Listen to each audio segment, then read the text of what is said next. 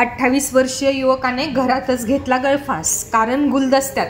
बुलढाणा तालुक्यातील देऊळघाट येथे एका 28 वर्षीय युवकाने घरात गळफास घेऊन आत्महत्या केल्याची घटना आज उघडकीस आली।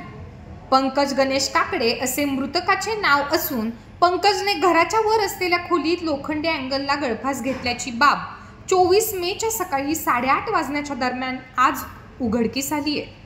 पंकजने आत्महत्या का केली याचे कारण अद्याप समजू शकले नाही।